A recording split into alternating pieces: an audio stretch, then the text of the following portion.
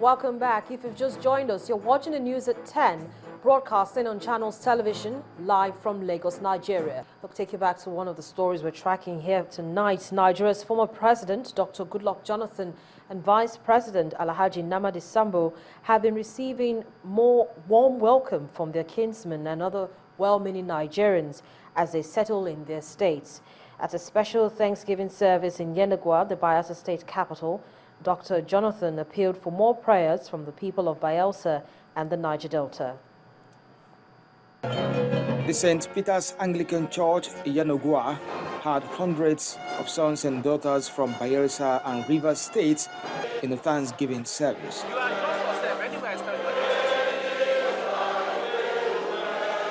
It is in appreciation to God for the safe return of their son, Dr. Goodluck Jonathan, and his family after his tenure in office.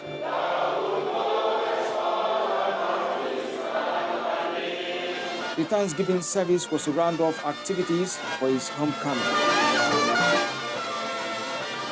The first reading for the service is taken by the former president. Well, let me again thank all of you and continue to request that your prayers should not stop now.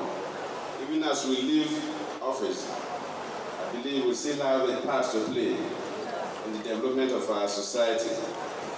Even as a former president, and with your prayers, with your support, we'll be strong enough to work with all of you for the development of our communities, our local governments, our states, and our nation.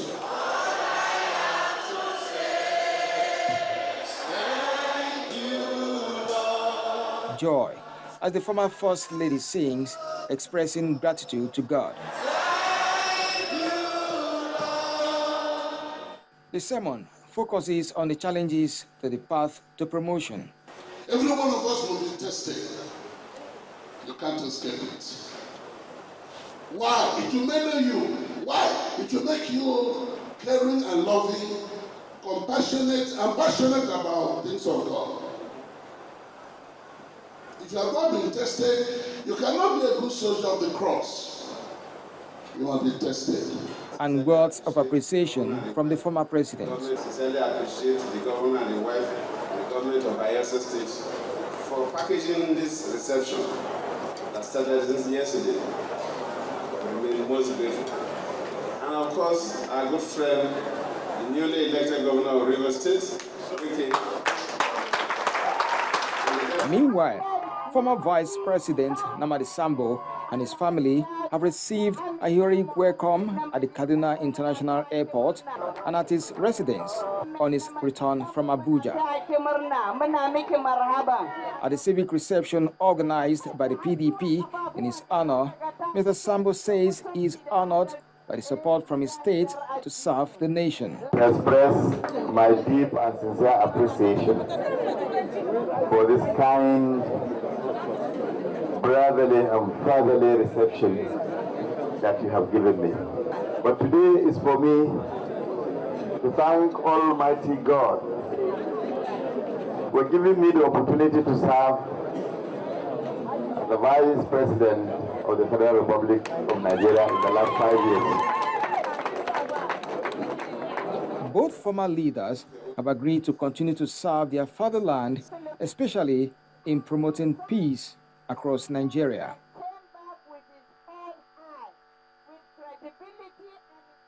It's over 24 hours since Nigeria got a brand new leadership, but the problems confronting the nation are not new. Huge expectations lie ahead of the new government. Many Nigerians will zero all the challenges to just a few factors: leadership, corruption fight, and security. In this special report, political correspondent Seun Okinbaloye brings to the fore some of the issues President Buhari must take on immediately. Congratulations, President Muhammadu Buhari, Nigeria's new president, and warm greetings from millions of Nigerians, some of those who voted for you, and from those who didn't even vote for you, and in fact, from several millions who did not even vote at all. Well, you promised that as soon as you take office, you're going to hit the ground running. But as you prepare to resume into your new office, Well, millions of Nigerians have a lot on their minds to tell you. Some of them I have here in this report. Endeavor to carry the entire country along. Southeast, southwest, northeast, northwest, north central are all part of your constituency. And so every part of Nigeria should be seen by you as your people. I expect you to assemble a team that can help you deliver. Because, you know, 4 years down the road, it's not too far. President Buhari, let's get into the heart of the matter. You said that you are not going to perform miracle or that you are not a magician. But unfortunately, because of the huge expectations from Nigerians, they might want you to perform a miracle. In fact, they won't mind if you turn a magician overnight. But you know what? You've talked about issue of leadership, how you're going to lead by example, and how you're going to fight corruption. That exactly is on the minds of many Nigerians. So the fight against corruption, I think, must be relentless. And it must bring all that you have in your being to fight in order to give Nigeria a new lease of life. The other thing, General, that I believe you need to bear in mind is the quality of leadership that Nigerians are expecting. Of course, a leader is as good as the men and women around him. So the choice of people that you put in office to help you actualize your vision and your mission is very critical. I'm sure you will not put into office indolent persons or self-seekers or people we call carpetbaggers who just want to make money from public office. Get yourself focused on leadership by example, visionary leadership, and you see that when you do this, all of us will support you. If we know that you as the man on top, the guy on top is not stealing our money, who are we to also steal? Relations and the fight against Boko Haram insurgency. Before you then start talking about relationship with our neighbors, you first of all need to have a current enlarged military. It is going to cost money, yes. But then all the money you spent on bridges, hospitals, schools, of what were those? When the first thing the insurgents did when they came in was to destroy those. So you've just got to accept that you need to spend resources securing your own. Once you've then secured that, then you can start to talk about your relationship with, if they are now breeding or encouraging insurgents in their own territory, or insurgents using their territory as safe haven to attack you, then your relation. But a situation where you yourself cannot secure even your own villages, you can start, talking about your relationship with them. It is a most critical moment in the nation's history. Well, expectations may be more, but what about the average man on the street? What may make them happy, interestingly, is not as much as you may think. In fact, they are the basic things of life. They should be able to look at quick wins that will alleviate the sufferings of Nigerians. To create jobs for the youths. I expect Buhari to bring changes in every sector of Nigeria. Speaking of the educational sector, if we put so much pressure on him, he might not perform. But I believe if he's calm and careful, takes the issues one after the other, are the right decisions, and more especially his aides should be people that he should stand firm. And for him as the man on the top, I believe once he can get it right, others, it will just trickle down. The race is not to the swift, that's what the Holy Book says. But here Nigerians want you to move swiftly and rapidly to attack the many challenges facing the nation. You know what? In the coming days, criticisms will pour in, pressure will mount, but Nigerians want you to stand firm and face the tide. But as we wish you luck, Nigerians will be holding to the many campaign promises which you and your party made to us in the past few weeks. But in that, Nigerians will be expecting that their hopes will not be dashed again. Sheon Wakimaloe reporting for Channels Television News. At least 12 people have been killed following a bomb blast in a mosque located in the popular Yankwali area of Maiduguri Monday Market in Borno State, northeast Nigeria. According to a correspondent in Maiduguri, the state capital, the explosion occurred after the first racket of the prayer session, just hours after an earlier incident that claimed at least 11 lives along Gomari Airport ward of Maiduguri. Soldiers repelled an attack launched by suspected Boko Haram militants through Dala, a suburb of Maiduguri, but could not gain entry because of the presence of the troops stationed there. They shot at the insurgents, who resorted to shelling the soldiers from a distance, leaving 11 of the residents dead. An entire household of 5 was said to have been killed in the face-off.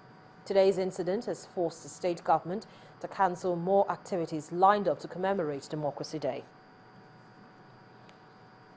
Meanwhile, the president has condemned the terrorist attacks on Maiduguri, warning that his administration will not tolerate wanton and willful destruction of life by criminal elements that are bent on anarchy. Reacting to the latest attack, which left many dead and many more injured and maimed, President Muhammadu Buhari, in a statement issued by his media team, said his administration will tackle terrorism with all the resources available to his government. Describing terrorists as cowardly murderers that target innocent people, President Buhari explained that as the commander-in-chief, he has sworn to protect and ensure the security of Nigerians everywhere and called for increased vigilance by local communities. He condoled families of the victims of the latest terrorist attack on Maiduguri and assured them that the worst days will soon be over. And as residents of the troubled Borno state look forward to a more peaceful life with the start of a new administration, the state government has begun assessing the extent of damage in territories reclaimed from the Boko Haram insurgents. 20 out of the 27 local governments in the state had been overrun by rampaging bandits, leaving most of the areas uninhabitable. One of the areas was Bama Local Council, which was totally taken over by the terrorists. Bama Local Council is the second largest town in Borno State, northeast Nigeria. It is one of the towns surrounding the Sambisa Game Reserve, now world famous as the enclave of Boko Haram. The terrorists stormed Bama in large numbers and held residents hostage for 7 months, executing people at will. Residents were later sent packing while the insurgents took off as the military approached Bama in its operations to reclaim the lost territories, but not before leaving destruction in their wake. Neighboring towns like Kauri and Konduga suffered the same fate, and the Bama and Konduga axis of the state have remained cordoned off since the 7-month siege. Governor Kashim Shettima is heartbroken by the level of destruction in the once bubbling Bama town. We are devastated because they have burned down nearly 80 to 90% of the Bama township. You have seen it for yourself. The Shehus Palace have been completely gutted by fire. But whatever it is, we are determined to rebuild our towns and villages and for our people to move back. But definitely we are going to partner with the federal government, our friends in the international community, and marshal whatever meager resources we have at hand towards rebuilding Bama and all other settlements that have been destroyed by the lunatics of the Boko Haram. The emir of Bama is one of many rulers in Borno State without territories. Even the royal fortress was not spared. You cannot quantify everything lost in Bama and other parts. We're praying for God to give us the courage and fortitude to bear the loss, and to Allah to replace all what we lost in the way we don't expect. The Nigerian military on the front line of the battle against the insurgency have since taken over the now rubble town. Some locals who fled the mountains and neighboring towns when the merchants of terror held sway are now returning to the remains of the only place they know as home.